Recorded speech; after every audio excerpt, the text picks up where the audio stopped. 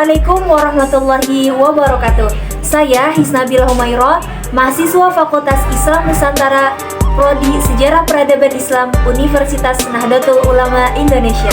Nah, di sini saya akan menjelaskan mengenai sejarah Tarekat Samaniyah.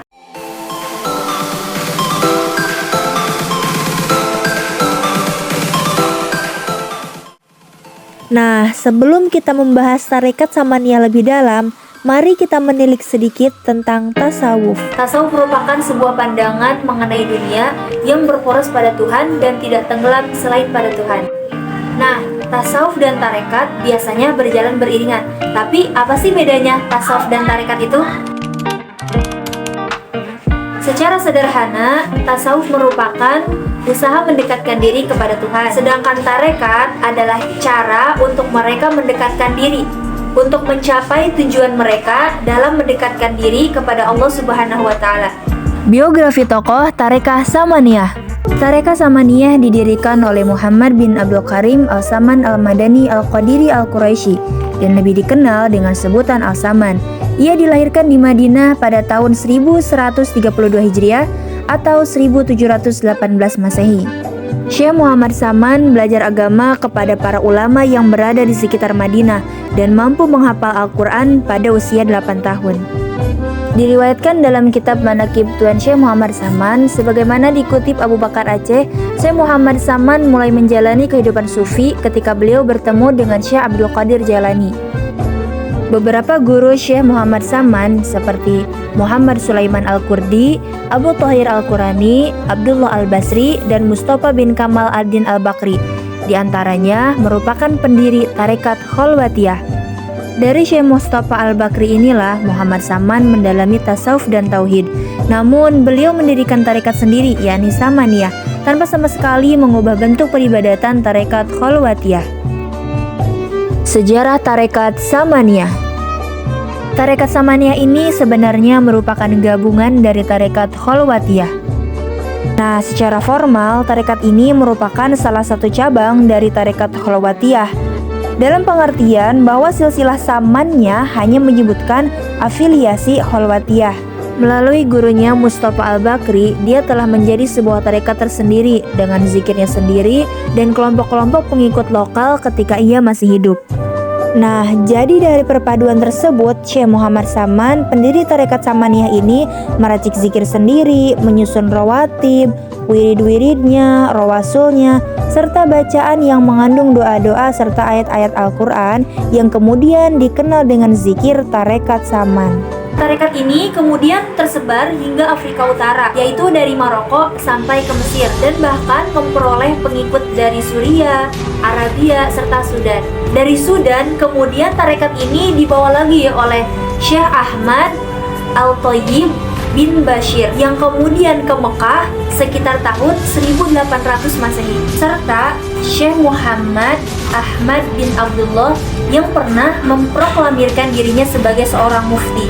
Nah, dari proklamirnya sebagai seorang mufti itulah yang membuatnya memiliki berbagai pengikut. Lalu diriwayatkan bahwa Syekh Muhammad Saman pernah berpergian dari Yaman ke Mesir pada tahun 1174 Hijriah untuk mendirikan cabang-cabang Tarekat Samaniyah dan mengajarkan zikir Samaniyah kepada murid-muridnya. Lalu Syekh Muhammad Saman meninggal dunia pada hari Rabu 2 Zulhijjah 1189 Hijriah dalam usia 75 tahun setelah sakit selama 17 hari. Beliau dimakamkan di Baqi, Madinah, tempat di mana para sahabat Nabi dimakamkan.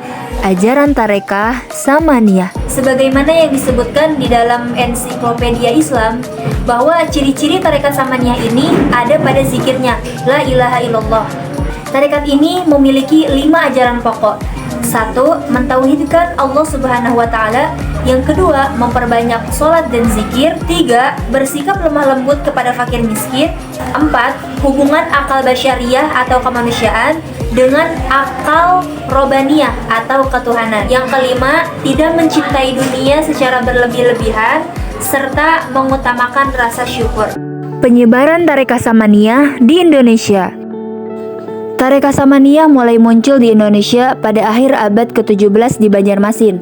Tarekat Samaniyah diperkenalkan oleh Syekh Arsad Al-Banjari pada tahun 1812 Masehi, murid dari Syekh Saman dan Muhammad Nafis bin Idris Al-Banjari, teman seperguruan Syekh Abdul Somad Al-Palimbani.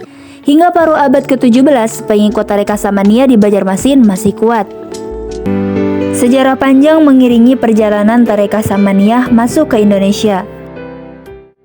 Lantas, pada tahun 1240 Hijriah atau 1825 Masehi, Tarekat Samaniyah masuk ke Sulawesi Selatan, yaitu ketika Abdullah Al-Munir pulang ke Sulawesi Selatan beserta anaknya. Syekh Abdullah Al-Munir menerima Tarekat Samaniyah dari Syekh Idris bin Utsman. Setelah itu, beliau mengangkat anaknya, Syekh Muhammad Fudail sebagai khalifah, yang kemudian pusat pengembangan Tarekat Khalwatiyah Samaniyah. Setelah meninggal, beliau digantikan oleh putranya, yaitu Syekh Abdul Ghani Taj Al-Arifin. Hingga periode Abdul Ghani di Baru, para penerima Tarekat Samaniyah adalah dari kalangan bangsawan. Nah, ini adalah contoh ajaran dari Tarekat Samaniyah, yaitu Manaqib Syekh Samaniyah.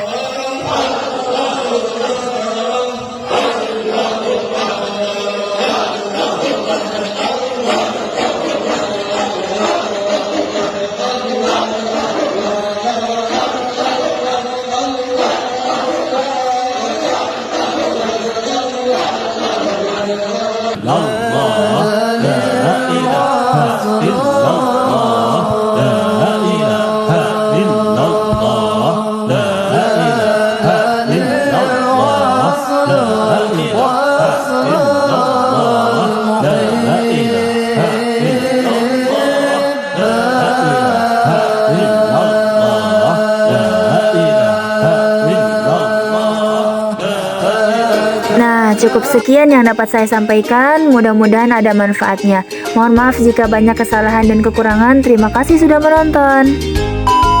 Nama saya Hisna Bila Humayroh, prodi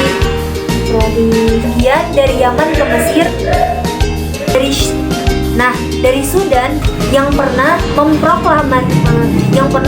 memproklamirkan dirinya sebagaimana yang disebutkan dalam ensiklopedia sebagai